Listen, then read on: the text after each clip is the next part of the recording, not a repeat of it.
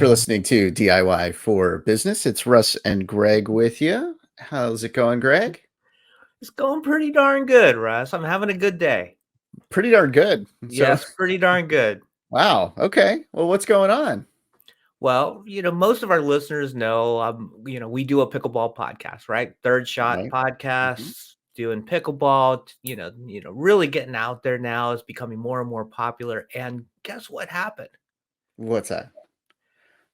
A podcast, a pickleball podcast out of the UK reached out to us Oh, and nice. said, "Hey, we'd love to interview you about what's the pickleball scene like in the US?" And it was the first time that, from the pickleball side, we've ever been on that side of the mic where we got interviewed to talk about Right. it. Yeah, which is kind of cool. It is kind of cool. The thing is, you and Bridgie, so Bridgie's the co-host on the show. You've talked to so many different people now. There's been what, 50-ish, 52-ish shows, Yeah, something like that. By the time this episode airs, maybe there's even more. I don't know. But yeah.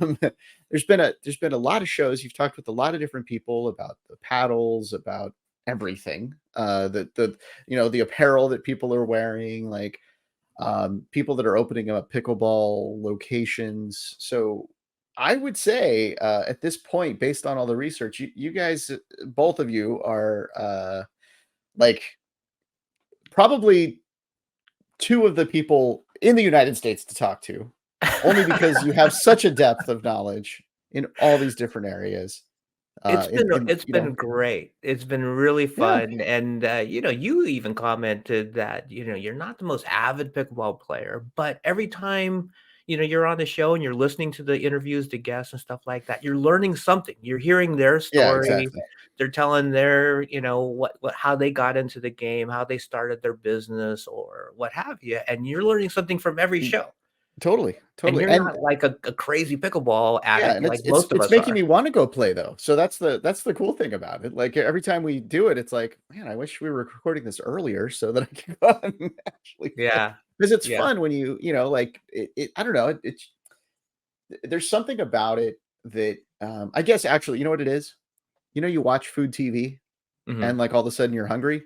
Yeah. It's the same way with the pickleball show. So if you don't want to play pickleball, then don't listen to the show. But if you are interested about it, what everybody's talking about pickleball, then you got to go check out the show because it's going to get you even more excited about it. It's And you're gonna going to get you learn a more bunch about it. excited. And to be honest with you, what the people over the show that we were on is called Everything But the Kitchen Dink, and it's Okay. out of the UK. Dink is a, common pickleball term. And what they found most interesting was how Bridgie and I got started doing the podcast, why we got started doing the podcast. And we told the story that, we got cast in a reality television show about Hmm. pickleball. And Right. that is a unique story that nobody else really has, or, at least Totally. no podcaster really has. Right. And they were just blown away by that. They were like, "That's wild. That's cool." Yeah. That's something we've never heard before, and it's all Right. about crafting the story and telling it in an entertaining way, and I think that built a lot of interest in the interview. Exactly. And as always, we're building a story here. The story this time about this episode here. And to help us build the story is Chris. Chris, thank you for joining us. Greg, thank you so much for having me. And I got to admit, I'm trying to be quiet behind the scenes. I'm loving, Greg's story about the pickleball interview. You think about you walk by the street and people are quiet and you have no idea what their histories are. And then when you get to sit down and have a cup of coffee or hear them on a podcast and you find out, oh my gosh, they have this incredible wealth of experience and life. And it's great. So I never thought I'd get excited about a pickleball story, but Greg, so that's what a great way to start our conversation. Yeah, Yeah. right. Isn't Right. it true that everybody kinda has a story, and it's just a We, matter of crafting it and figuring out Hmm. how to get that message out there, right? yeah. I mean, how many times have you talked to somebody and they're like, "Oh, I'm not that interesting," or "Oh, I'm kind of boring," or whatever. And I appreciate the humility that implies about somebody, but at the same time, when we start to believe that and we truly think that we aren't interesting, or that from a Hmm. business perspective, that we our product, our service, or whatever it is that we're doing or we offer the market isn't that great, then it kind of gets to the sad place where it's like, come on, you're awesome. Let's talk about that. Let's see what you're doing. And it's just it's a great way to work with people. I that's part of my world as a marketer, and it's probably the most rewarding part of my life. Just getting people excited. And I was sharing with Greg before we got started. I had a conversation recently with a client, and they were talking about themselves, and they were like, "Yeah, this is what we do," and blah blah blah. And I said, "Well, why do you do it?" And they paused, and then their eyes, they got this far off look in their eyes, and they started talking about why they got into the industry and what it was that got them up every morning.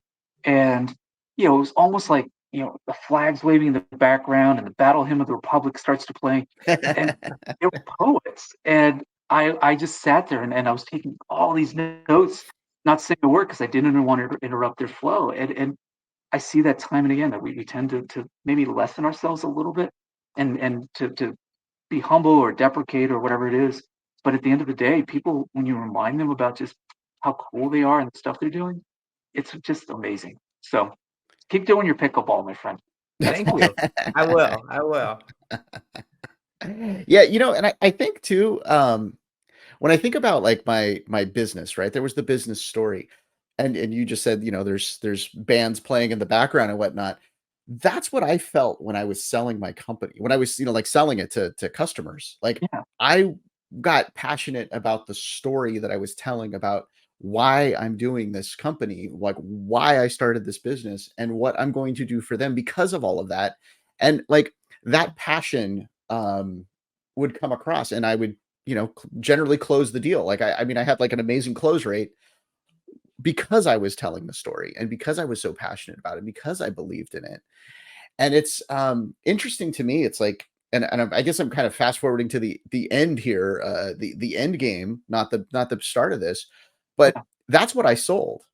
I say that I sold the brand. I say that I sold the software that I created for it, or the customer list. But no, it's the story of the business, and that's recognized, and that's the business is still running. The story's a little bit different now, but the yeah. origins of it still remain the same, and it's out there. So like a story is very, very valuable to the business, and it's an asset really, when you look at it that way. You're absolutely right. I wish I had your wisdom, Russ, because when I started off as a consultant, I'd done the corporate world, I'd done W-2 roles, I'd done the internet startup thing, so I had lots of history and runway behind me. But when I finally hung my shingle out and said, "Hey, I want to go out and I want to serve others," I had one client, we were having success, and I'm like, "All right, time to build this now." And I sat down at a local coffee shop, and I'm talking to this gentleman, and no expectation that this is a sales call. This is me just networking, right? Just people meeting people. And this guy Bob says, "So Chris, tell me what you do." And I remember in my head, I'm thinking, elevator pitch time. Here's my 30-second spiel. And another part of my head's like, "No, tell me what you're doing." And I ended up for about, I don't know, 60 seconds describing the work and the success I'd been having with this first client. And when I finished, Bob looks at me and he goes, "We could use that. Would you be interested in talking to us as maybe a client, taking us on as a client?" And guys, I think it was kind of the deer in the headlights. In my head, I'm like, "What the heck just happened?" I started to realize at that point, I'm like, you were selling, you were carrying people along on the story and the journey, and the excitement and the Yeah. enthusiasm and the fun we were having was infectious. So that is something that I dumb lucked into early on in my journey, and it's something I Mm. take to my clients. I'm like, "Tell me your story." "Oh, we don't have an interesting story." I'm like, "No, you do.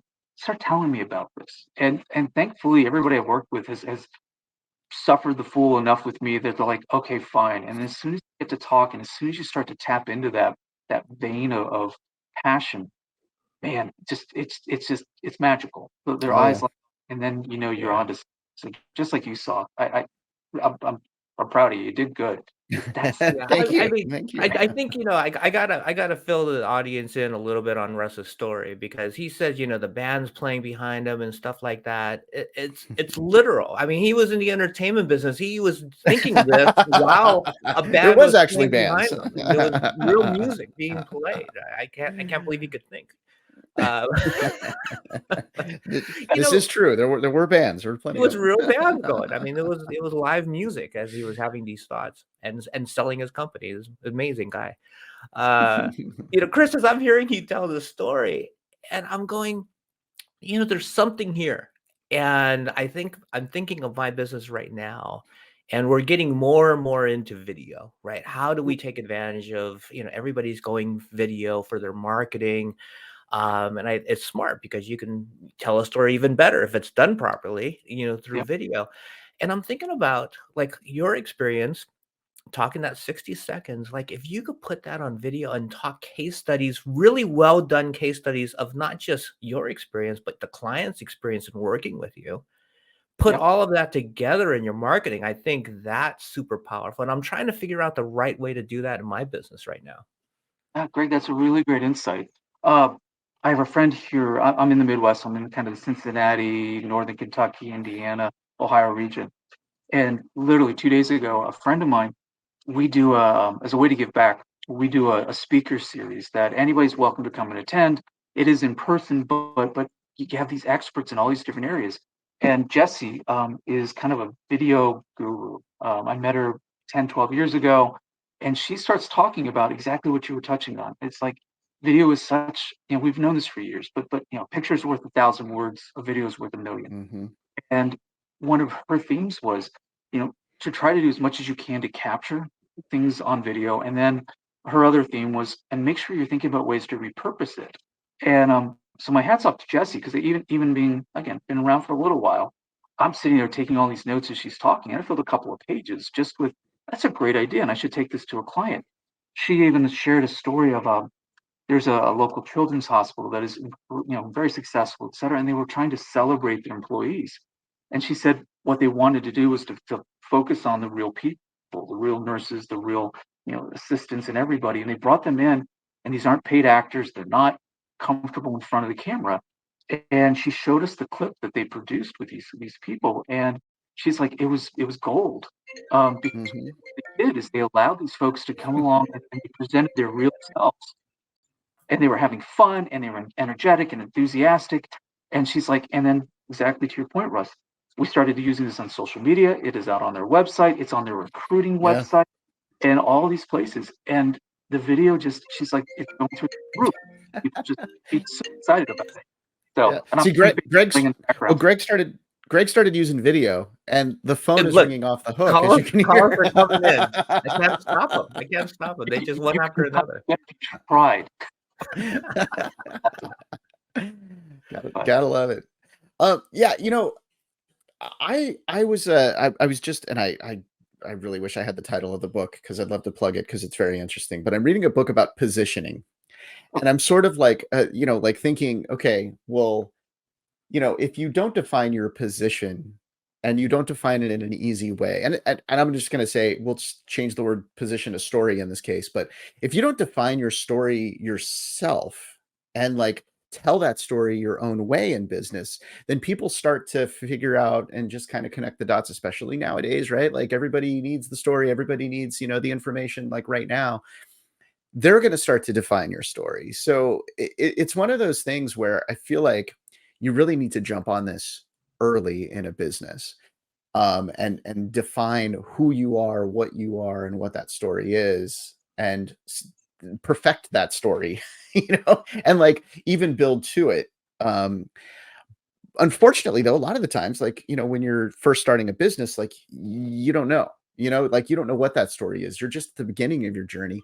So how do you sort of like, I mean, I don't know, is there like aspirational stories that you tell, or is there like, this is what we want to be? Like when you're starting a business and you're just kind of defining this, how do you advise clients to start to define that that's a, story of their business? that's a great question. So I'll give you a real world example. Actually, let me diverge just for a second. I have a call out. So my mother-in-law, to your very point, I love my mother-in-law. She's a wonderful woman. I so married up. I love my in-laws. But my mother-in-law cannot have silence. And so she tends to fill any kind of gap with just talk. And one of the things I discovered early on in my marriage was that she would make up stories about the people walking on the street. And she's like, oh, I bet he, and then, is going to the store to buy milk and bread for his 3 starving dogs or something. It was this Mhm. most real thing. So to your point, I'm like, wow, when we don't have information, our brains are naturally inclined to fill that in. So I do think of my mother-in-law sometimes when I'm talking with clients where they're like, well, our story is our story. I'm like, no, don't let my mother-in-law get in there. She's awesome, but don't let her tell your story. You Right. should in it. So I'm right with you on that. And then to answer your question specifically, I'll give you an example. I had a client over the summer, and they brought me in. They're a startup, and the owner. It's a really cool, like feel good story. The gentleman is actually came from Colombia. He was a professional that his company brought him and his entire family to the U.S. And about 2 or 3 years ago, he had this idea of something that he wanted to do. So he left the company, but he's like, gosh, I don't know if this is going to work. And there was no research that could help him. So he built his own system using AI and data scraping and analytics models. And he analyzed his idea and realized, gosh, it's not going to work. But then he looks at the analysis model that he built and he's like, hey, this might be something. So he took it to his old company. And his old company was like, oh, yeah. So they engaged with him on a couple of projects to test out some of their ideas. And then he took it to another company and to I met him as part of a kind of an incubator startup pre-accelerator program. And what he got out of that was, hey, great idea, but you're in the wrong industry. So pivot to something that's maybe a little bit more innovation driven. So personal healthcare is where he was going next. So long and the short, he sits down with me and he goes, I don't really have a business yet. What I have is a series of failures where I had this idea, it didn't work. And I took it to this thing and I had a little bit of success, but it clearly I was in the wrong industry. Now I'm going to try this other thing. And what I told him is, I said, you have a phenomenal story. One, you're proving that you're continually innovating. Two, you've got this idea you found by maybe by a little bit of luck, but you found this functional tool that other people need. You had success with it. Now you're bringing it to other industries.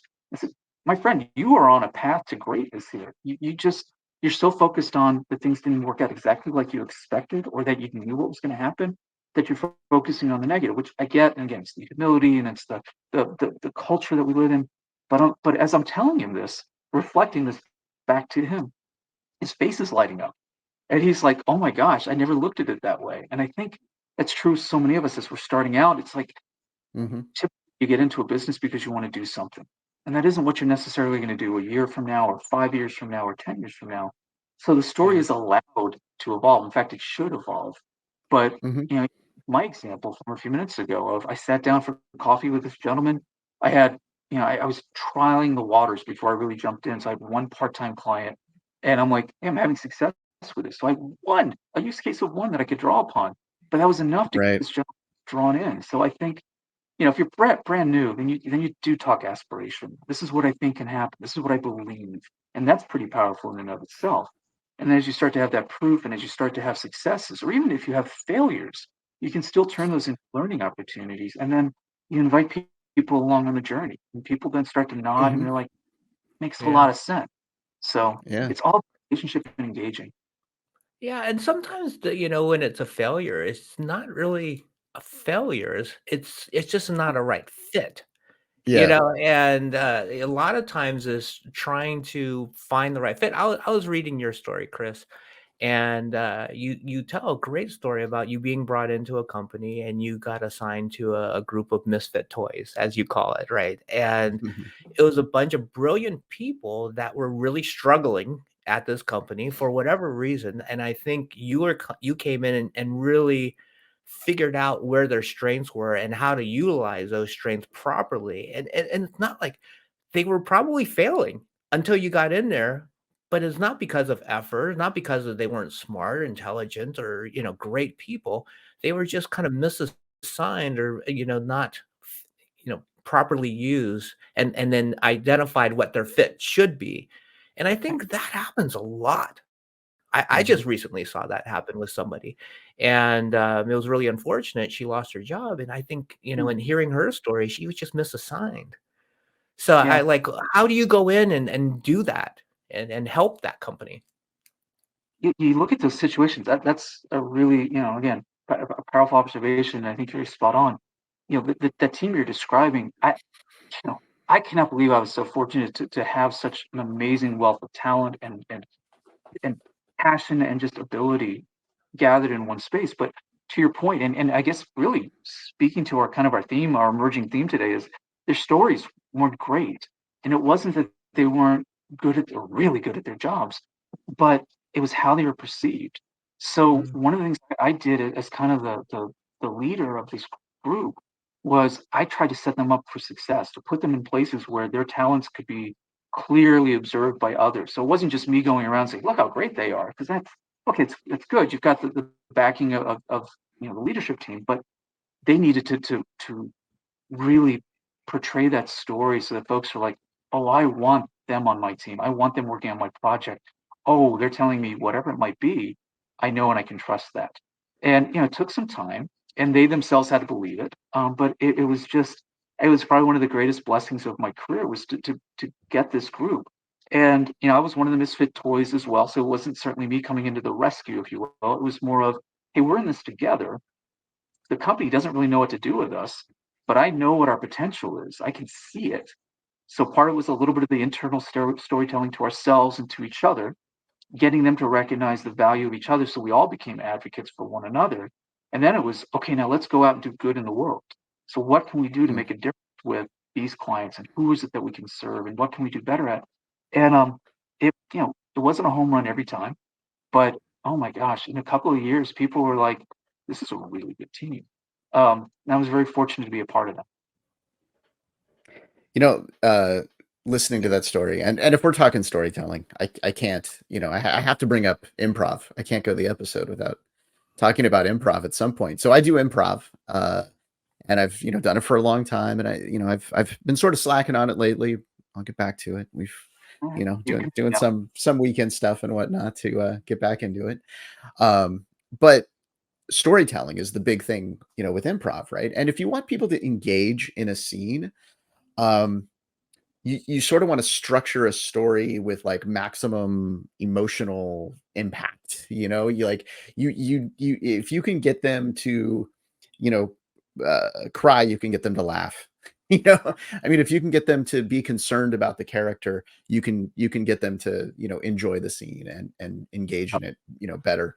So I guess like i- in applying that to the business story with improv, you've got character desire and conflict is like some of the big storytelling things.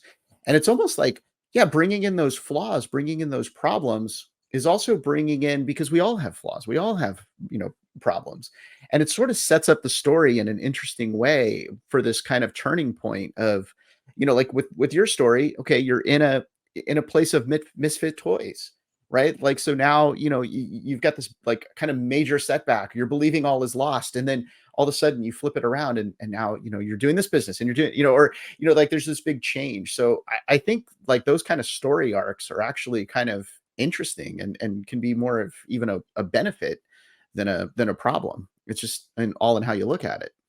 you're absolutely right. I did a talk about a month or 2 months ago, and it was to a group of folks that found themselves in transition. And you can describe it in a little bit different ways. But I said, look, you guys, basic stories. There's a catalyst, there's the journey, and there's the transformation. So your catalyst is you lost your job. You are on the journey now, and you will be transformed. Have confidence. I Mhm. wish exactly when, but it's going to happen, right? And what Right. we talked about was, hey, you know, it was going back to our earlier point of, you can't always control how people view your story, but you can influence, you can tell it. How they take it in, how they process it, that's up to each of us individually, but you have a lot of control about how this comes across. So if you're angry, or if you're a hangdog, or if you're whatever it is, it's going to come across. But if you're, hey, this happened, and I understand why it happened, and I support why it happened. It was the right thing for the business, and I am so Mhm. excited about this next opportunity. My point to this group was, you that will come across, and Yeah. it's really, I was humbled. Two of the people that I'd spoken to reached out to me that afternoon and said, "Can we talk to you some more?" And one lady in particular, she needs story, and she's like, "I'm thinking about this. I'm thinking about this," and I was actually able to connect her with an opportunity. And I'm like, "You're going to do fine. You've got this down." There was another person in the group that, as we spoke, she's like, "I don't think I'm ready to go out and interview yet because I'm still too angry.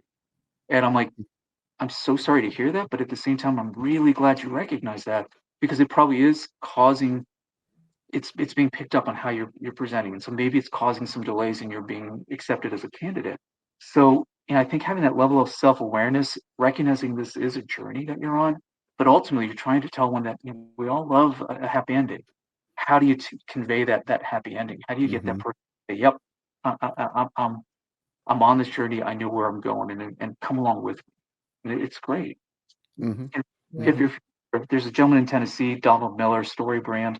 Um, he does just a really amazing job with this. And so, a quick plug for his book and his model.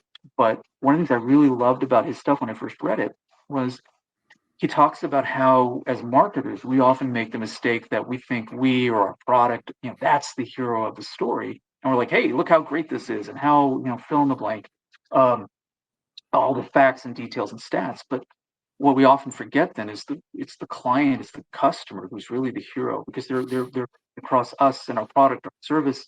Yeah. And the question is, can we help them defeat whatever it is they're against? He uses the analogy of Star Wars, where he's like, "Hey, we all tend to think we're Luke Skywalker or Princess Leia or Han Solo," because the reality is, as marketers, we are Yoda, we're Obi-Wan Kenobi. We're the ones with the plan that will help customers succeed.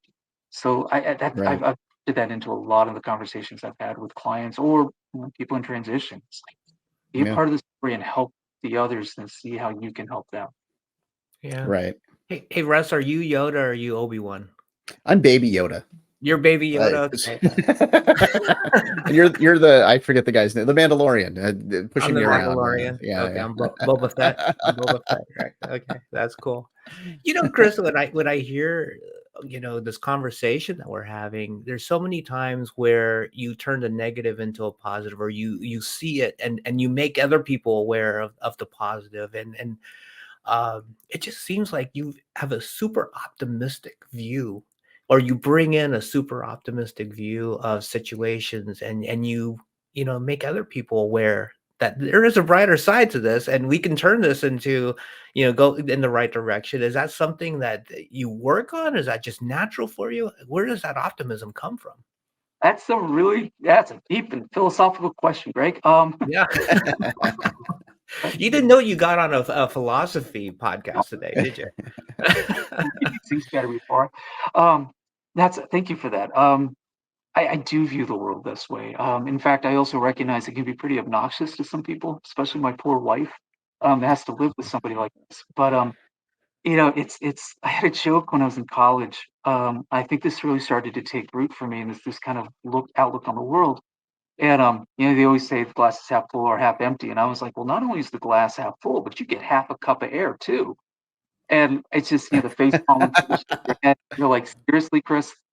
But what I've learned in my career is, there's always going to be setbacks and there's always failings and there's always, there's bad in the world. There's bad that's going to happen to us. And I don't lessen that. But I think, been around enough time or long enough time that I start to gain, I guess, maybe hopefully a little perspective.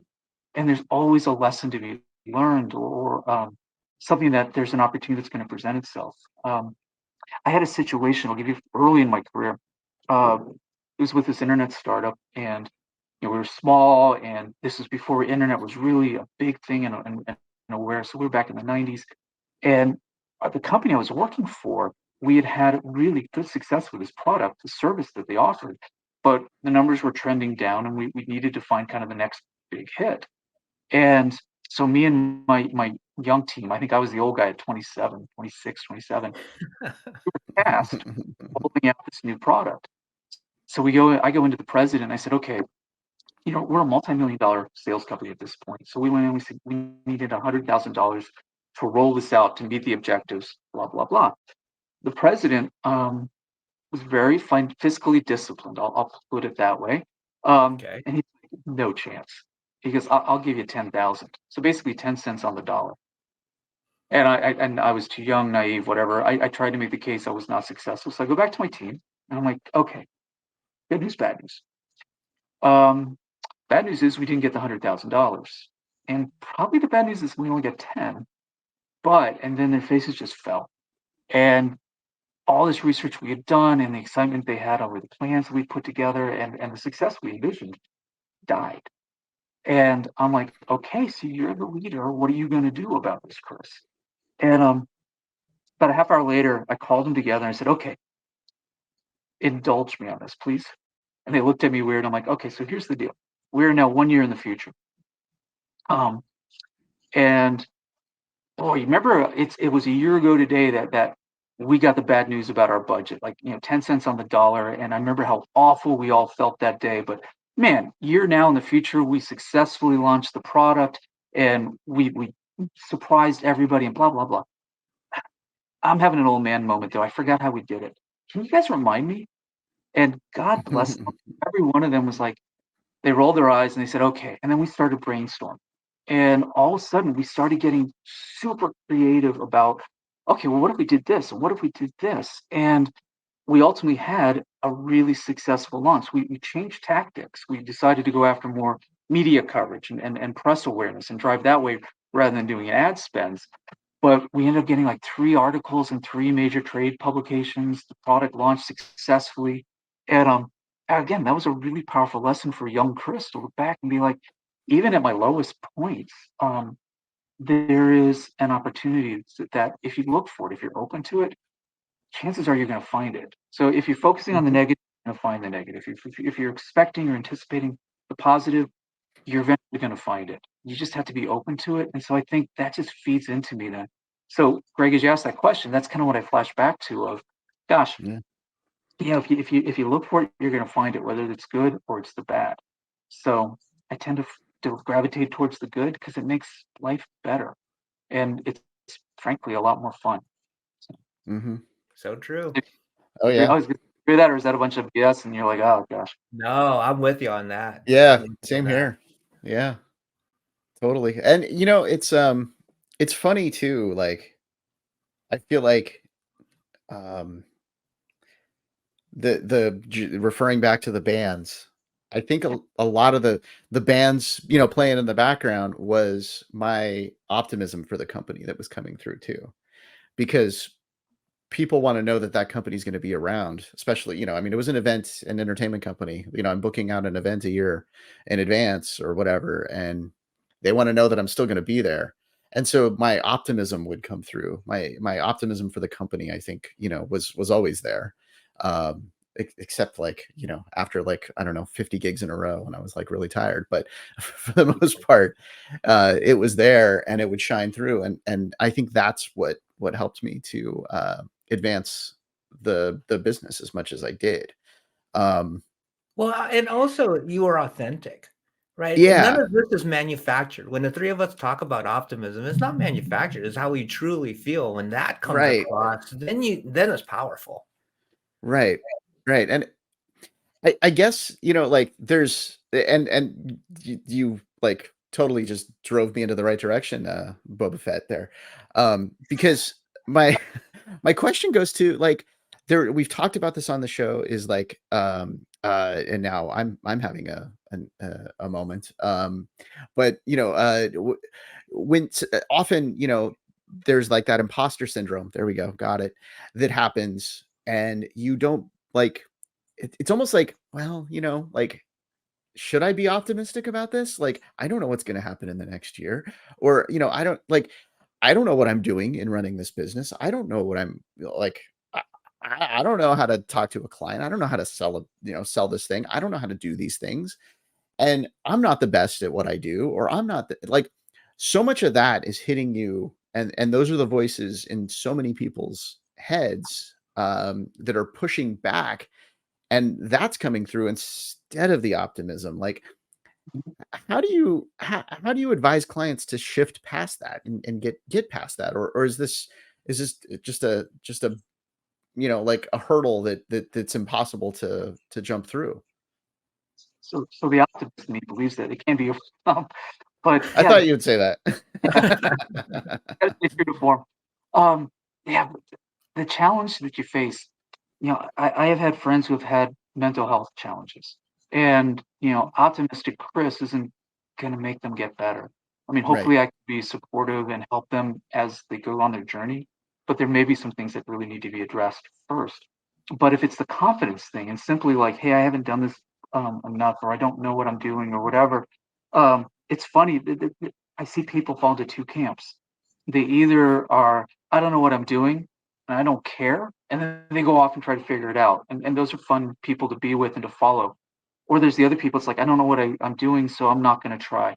And I've lived in both worlds. I'm familiar with both. I understand and I appreciate both of those.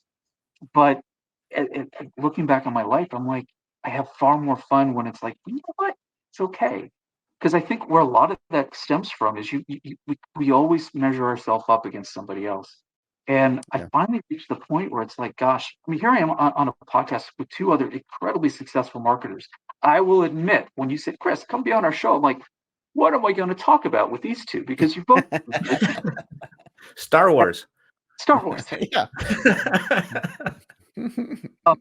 But then at the same time, it's like, but we each have our stories are unique, and we can collectively, share insights, make each other smarter, have more experience. I'll offer one quick example. There is a group. I won't plug them, but there is. I think they're national, and what they are primarily are designed for is CEOs to join and to be a part of this. And I've had a nice opportunity to meet a few people who facilitate this group, and cost a decent chunk of change. I think it's like $10,000 or $15,000 a year just to be in this study group, for lack of a better term. And I asked one of these moderators, facilitators. I said, "Boy, it must be like ego central when you have all these 10 or 15 CEOs in a room, and like, oh, I'm this and I'm this and I've done all this." And she surprised me. She's like, "It's the exact opposite." They have to have that persona when they're in front of their companies, when they're talking to their teams. You need the leader to be confident and to at least project that they know where they're going. Instead, what happens is when they're amongst others who are in a similar role, suddenly they can let go of that and they can express their doubts and their fears and their uncertainties. And that was incredibly powerful for me to hear, because I'm thinking, gosh, I've been in the room, I've been in the seat where I've watched the CEO talk, and she's going on about this or he's talking about this, and you're like, wow, that's amazing. And then to realize, man, they're just human beings. Yeah. They have their Yeah. uncertainties and their doubts, is just like I do. They're maybe just a Mhm. little bit hiding them, or they're like that first person. It's like, but I don't care. We're going to try this and see what happens, and then we're going to get smarter. Um, Right. so Yeah, I think the good CEOs, in my opinion, they do have that leadership ability, right? So they're conveying their conviction for their product, their company, whatever they're doing, their service. But the good CEOs also have the want to learn. Yeah. And the reason they're part of this group is they want to learn from other CEOs. And it's not like I have all the answers. I'm the smartest guy in the room. I can be a great leader, but I mhm. can also, figure out stuff and learn more about how to do things better. And I think those are the CEOs that really can move their company forward and innovate more, because they're open to that, and Mhm. they're seeking it. And I think that's super important for CEOs to keep in mind as they evolve their company. Yeah. That's a great point. I think the worst, I won't even say CEO, I'll say leaders. I think some of the most challenging leaders are the ones who think they have to be the smartest one in the room. Yeah. The ones that Mhm. I've enjoyed working for and the ones I've learned the most from are the ones who value and saying, I'm not an expert in this. You are, points around the room, but together, my job is to lead us, to help make a decision, whatever it might be, not to have all the answers. So yeah, Yeah. I'm with you, Greg. You're right on. I think it's a thing I've always like that I think of in my mind is like there's always a first person to do something. Yeah. And they had no idea what they were doing. They just did it. It just happened. They figured it out and they did it. And it's like if you can sort of look at these different things and you look at the CEOs of the big companies, right? They make mistakes, right? They Yeah. screw up. They change it from Twitter to X. They they do Ouch. things. I know. I know. They do weird things. Like I mean, look at like Elon. I mean, right? He's done a great job with Tesla. He did a great job with the solar company. He did a great job at PayPal. What's going on with Twitter, right? Like it's Yeah. the valuation is like I don't even know, a tenth of what it was. But Mhm. like he's figuring it out and he's just trying it and he's just trying to, move on. And for me, like that's sort of like, okay, well, you can't just take the plan that you did at one place and do it somewhere else. You've got to learn, and you've got to experiment. You got to try, you got to do different things. And that's just what you do. And it's like, Mm. with the way I've kind of got it past like the imposter syndrome thing is, well, you know what? I may not be the best, but I'm going to try the best. I'm going to do whatever I can. I'm going to work harder to like overcome the whatever obstacles I come across. And if I can promise that I'm going to do my best and try to go down that path of the best, promise that to myself, then it gets me past some of that stuff, and it gets me like to a point of where, you know what, I can do this. I can start a new business, or I can run a new company, or I can, launch a new product, or do some, whatever, write up on social media, or come up with a story for a company, because, well, I'm going to do my best at it. I'm going to do whatever I can. And if it doesn't work, well, then guess what? I just learned something. So either way, I win.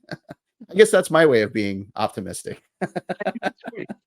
Greg, what's your great insight? Yeah, I think it's you have to internalize like where you're at and understand what motivates you. And it's different for different people. And I think it's one of those things in kind of learning your story, Chris, is that one of your gifts is like you take the time to listen and figure out each person has their own motivation and how do I work with that person. And that's kind of been my philosophy as well. So I knew in prepping for this conversation that we kind of like minds in that sense, where I'm not one style fits all. I'm Mhm. going to have to talk to somebody a certain way to kind of help them. I'm going to talk to a different person a different way to help them. And then, I'm also going to, figure out how do I help myself in different ways. So, that's kind of my takeaway Yeah. from what we're talking about. Oh, very good. Um, to do a really weird tangent for a second, but one of the I used to read more when I was younger and had more time, but one of the genres I loved was historical fiction. So it Mm. takes a point in time and says, well, what if something different happened?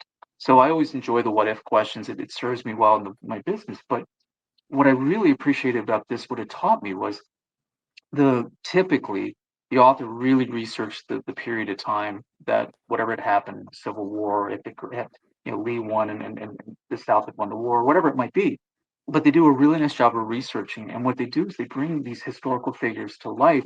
And then oftentimes you're inside of their heads because it's like, what if I did this or what if this happened? And the point I'm ultimately getting at is this started to make history come alive. And when I look back and I say, gosh, of course the Americans are going to win the Revolutionary War. Of course the Allies are going to win World War II. The reality is in that point in time, they didn't know this. That wasn't a for certain. They had their doubts. They had their uncertainties. They were making decisions and hoping for the best. And we tend to, at least I tend to look back at those and be like, oh, it's a foregone conclusion. Of course they're going to be successful. Of course this is going to happen.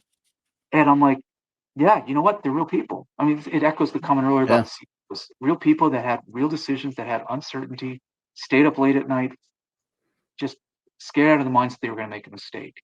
And while I empathize and have a greater empathy for what our forebears did, it also gives me some comfort to say, well, gosh, as I'm thinking about my business, I'm trying to grow it, or am I serving my clients? Russ, it's just like you said, I may make a mistake, but they're going to get my absolute best effort. And Mhm. I keep at it, we're eventually going to solve this, and we're going to be smarter because of it. Yeah, totally. And mistakes are going to happen. Both Greg and my phone rang during this, and we're like, whatever. We're just rolling It's a with it. good sign. It's a good sign when the three of us get together, business is flowing. Come on. Exactly. Things are happening. I Well, should, Chris, sorry, go ahead. I was going to say I should unmute my phone so we can see if it rings as well. That'd be Exactly, right? Let's It make it is. all happen. You have 5 messages waiting for you right now. Well, awesome. my phone is supposed to mute whenever I have a podcast on that particular calendar. It just mutes my phone for some reason. That didn't happen today. So what are you gonna do? I got 2 spam calls. I'm so sorry. Chris, if somebody wanted to reach out to you and bring in for some help with their business, how do they do so? Easiest way, email's gonna be the easiest. So just do Chris, CHRIS, at cdcg.us, Carpe Diem Consulting Group.us. So what is that? Okay. 13 letters. Chris at cdcg.us. Okay. All right. Well, we'll put it on the screen there, back there, so that people see it and can reach out to you. Thank you. I mean, this is such a fun conversation. Yeah. It's like this one should be one of our like the infamous two-parters. We haven't done one of those in a long time, but I could just continue the story with you here and keep chatting with you. So Well, thank we'll you so have much to for joining continue us. it at some point down the road. I would welcome that. I truly enjoyed the time, guys. Thanks so much for having me on, and thanks for sharing your stories. I feel like I know you better now. So, and I look forward Nice, to nice. Very podcast. good. Pickleball. Yeah, you got to check out the third Pickleball shot. podcast. Third shot podcast. Exactly. Third It'll get shot you hooked. podcast. I got a paddle for you. How would you do that? He's got all kinds of paddles. Yeah. Pickleball paddles. I Thank don't know. you. I should, yeah. I assume so. Hey, thanks for listening. Thanks for subscribing and reviewing DIY for Business wherever you get your podcast. And also, you could see us goofing around and me pushing buttons on YouTube if you check us out over there and subscribe over there. Hit the little bell thing, and you'll get every new episode. We come out with new episodes every other week. We skip certain holidays, so there you go. You get like, I don't know, 25 of us or so a year. So make sure you don't miss any of those episodes by subscribing on whatever platform you're listening on or watching on right now. If you would like to be a guest on the show, just head over to DIYforbusiness.com and you can join Greg and I, and we can chit chat and learn about your story here on DIY for Business. Again, thank you for listening. Thank you for subscribing to DIY for Business, where you are not alone.